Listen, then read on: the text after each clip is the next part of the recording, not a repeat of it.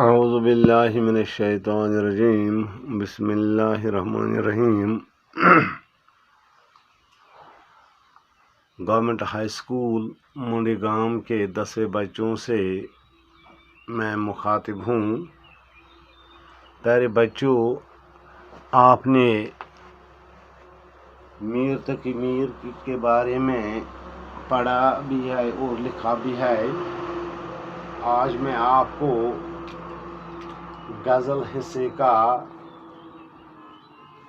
دوسرا جو سبق ہے خواجہ حیدر علی آتش، وہ میں آپ کو پڑھانے کی کوشش کروں گا۔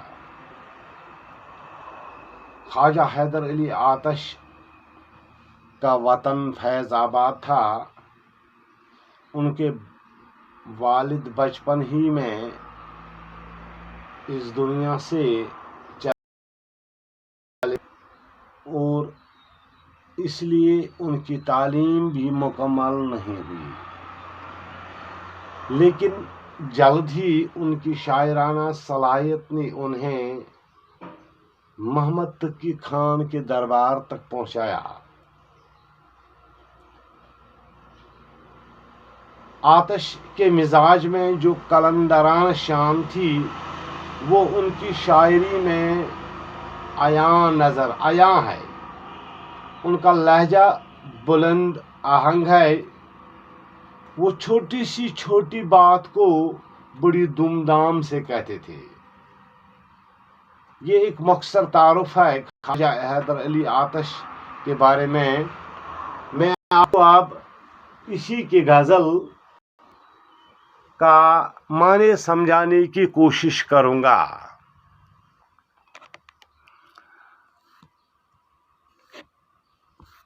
پہلا شعر ہے: دہن پر ہے ان کے گماں کیسے کیسے، کلام آتے ہیں درمیان میں کیسے کیسے۔ شاعر اکثر یعنی ہمیشہ اپنے محبوب سے مخاطب ہوتا ہے۔ اپنے محبوب سے مخاطب ہو کر اس کے بارے میں یہ کہتے ہیں کہ میرے منہ یعنی زبان پر ان کے بارے میں کیا کیا خیالات، کیا کیا شک شبہات آتے رہتے ہیں، اور جو باتیں اس سوچ میں یا اس حال میں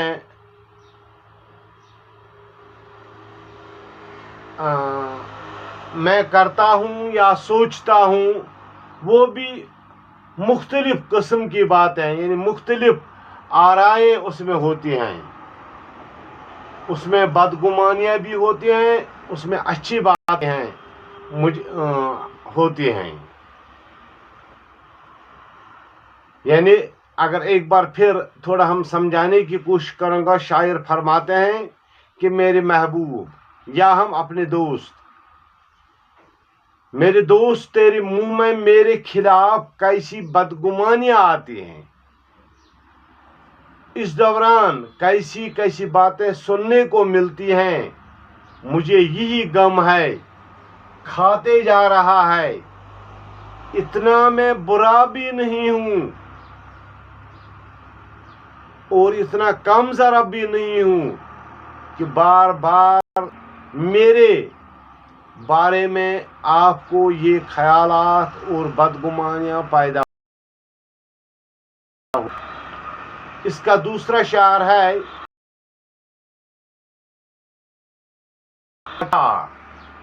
زمین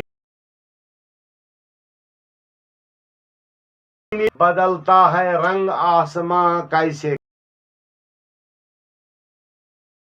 زمین جس زمین پر ہم رہتے ہیں اور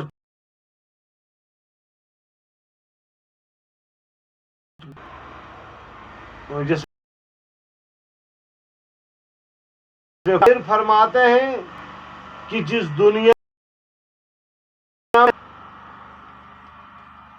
जिस ज़मीन पर हम रहते हैं, इस ज़मीन पर रहकर हमें बहुत कुछ देखना पड़ता है। अगर हम इस ज़मीन पर गौर से देखेंगे तो हमें ये मालूम होगा कि इस ज़मीन पर होने वाले वाक़ात, जैसे चाहे मौसम की बात हो या और कोई बात हम करेंगे, हमें इस दुनिया में अजीब किस्म के तमाशे देखने पड़ते हैं, हंगामे देखने पड़ते हैं, फसाद देखने पड़ते हैं, अनोखा काम हमें देखना पड़ता है। ये शायर फरमाते हैं, ज़मीन चमन गुल खिलाती है क्या क्या। जिस ज़मीन पर हम रहते हैं, इस ज़मीन पर रहकर हमें बहुत से अजीब गरीब हालात वाक़ात से दो चार होना पड़ता है।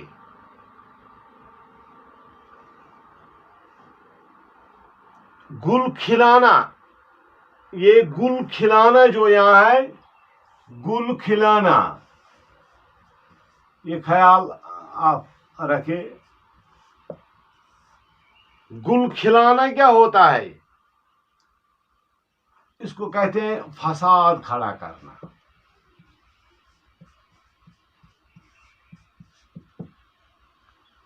इसके माने हैं फसाद खड़ा करना। इसी शायर फरमाते हैं, ज़मीन चमन गुल खिलाती है क्या क्या, कि ज़मीन पर रहकर, जिस ज़मीन पर हम रहते हैं, इस ज़मीन पर कैसे कैसे अजीब गरीब रंग हमें, यानी कहीं फसाद नज़र आता है, कहीं और कुछ नज़र आता है, यानी अजीब गरीब वाक़ात से हमें दो चार होना पड़ता है। दूसरा इसका शार है, बदलता है रंग आसमां कैसे कैसे। ये बदलता है रंग, इस जो तमाशे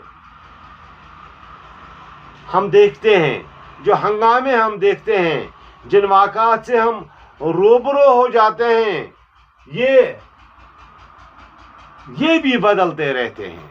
यानी आज हम जिन हालात से, आज के दिन में हम किस से गुजर रहे हैं, चाहे मौसम अब्र आलूदा हो या साफ हो, पता नहीं कल क्या होगा। यानी ज़मीन का जो ये बदलता, ज़मीन पर होने वाले जो ये वाक़ात हैं, ये बदलते रहते हैं। इंसान ये मत सोचे कि मैं हमेशा ऐसा ही रहूं। जैसे इंसान को बच्चा जन्म लेता है, वो बच्चा ही नहीं रहता है, जवान भी होता है, जवान ही रहता है, बुढ़ापा आकर वो मर जाता है। लेकिन ये दुनिया में होने वाले ये वाक़ात, ये होने वाले ये रोनमा होने वाक़ात की तरफ ये शायर जो ख्वाजा हैदर अली आतश ने कहा है कि ज़मीन चमन गुल खिलाती है क्या क्या, बदलता है रंग आसमां कैसे कैसे। इसका तीसरा न गोरे सिकंदर न है करेदारा। शायर हर शायर जुदा गाना माने रखता है, मगर यहाँ देखते हैं जो शायर इसने दूसरा कहा है, इसका एक ये जोड़ते हैं, न गोरे सिकंदर न है कब्रदारा।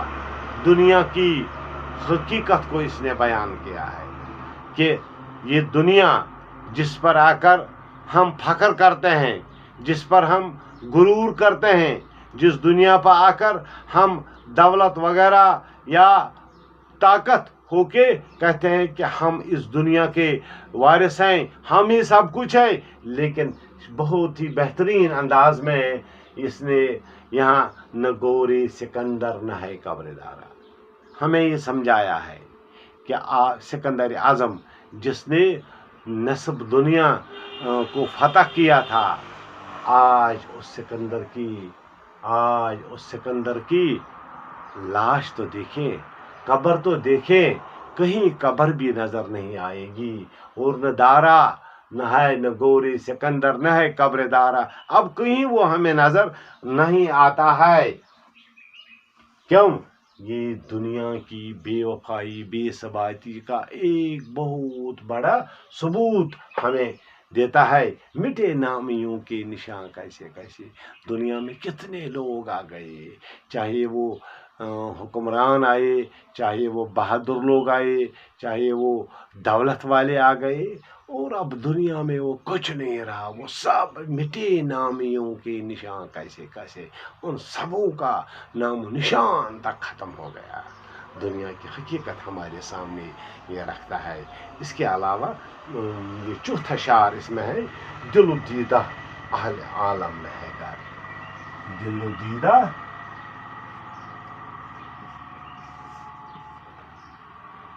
اہل عالم میں ہے گھر.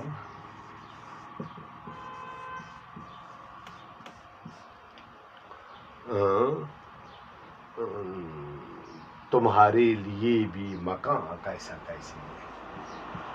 تمہارے لیے بھی مکان کیسے کیسے.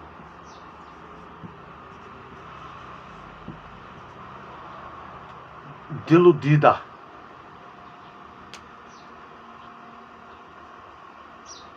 اپنے محبوب سے مخاطب ہو کر فرماتے ہیں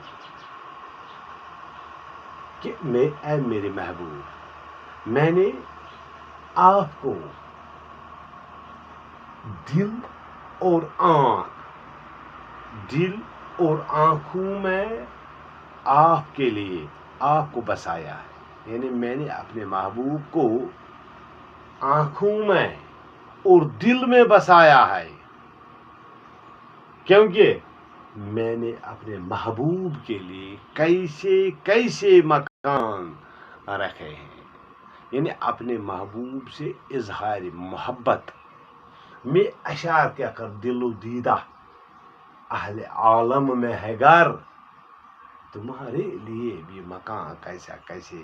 اے میرے محبوب، میں نے اپنے دل اور آنکھوں میں آپ کو بسا رکھا ہے. واقعی میرے محبوب کے رہنے کے لیے کیسے کیسے مکان ہے. اور آخری جو شعر اس نے کہا ہے، پانچواں شعر، غم غصہ رنج و علم رنج و اندوہ بحرما ہماری ہیں مہربان کیسے کیسے.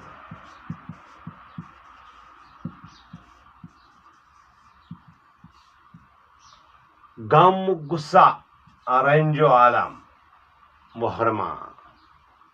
یہ شعر غم کو کہتے ہیں، اندو بھی دکھ کو کہتے ہیں، حرما بھی بدنصیبی کو کہتے ہیں. اہل ہو گئے لوگ، بالکل. یہ غم غصہ میری زندگی میں، شاعر خواجہ حیدر علی آتش فرماتے ہیں کہ میری زندگی میں آج تک غم، پریشانی، بدنصیبی، نا امیدی کے سوا کچھ نہیں پایا. میں نے اپنی ساری زندگی میں غم، مصیبت، نا امیدی، بدنصیبی، لاچاری، تنگ دستی سوا کچھ نہیں پایا. یعنی میں نے اپنی ساری زندگی اسی میں گزاری ہے. اور یہ غم و علم یہ میرے سب سے مہربان دوست ہیں. کیا خوب میری زندگی کے مہربان کس رنگ کے ہیں. یعنی جنہوں نے مہربان ہو کر میری زندگی میں جو رنگ بھرا وہ کیسے ہیں.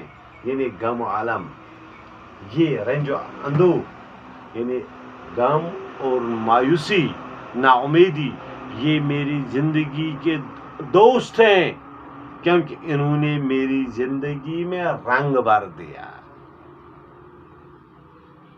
اب اس شعر اس گل کے ان اشعار میں جو مشکل الفاظ ہمیں نظر آئے، گل کھلانا میں نے آپ کو لکھایا یہاں، اور غم اندو، غم غصہ رنج و علم میں نے اندو میں نے بتایا، یہ ہو گیا دکھ.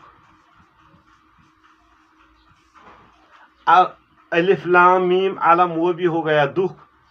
خرما ہو گیا بدنصیبی.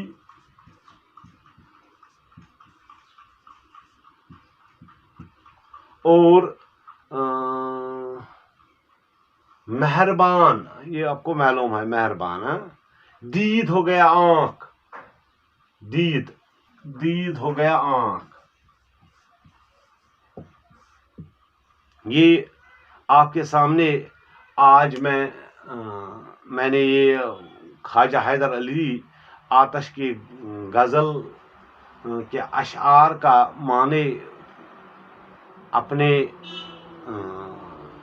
مقدور کے مطابق آپ کو سمجھانے کی کوشش کی. انشاءاللہ ایک باضابطہ ایک معنی بھی وہ آپ کو لکھا کے رکھوں گا، اور باقی جو اس میں جو اس کا نوٹ بھی، اس کی زندگی، حالات کی زندگی پر بھی میں آپ کو بعد میں نوٹ ڈالوں گا، اور آپ وہ بھی کوشش کریں گے بعد میں لکھے رکھیں گے. باقی السلام علیکم.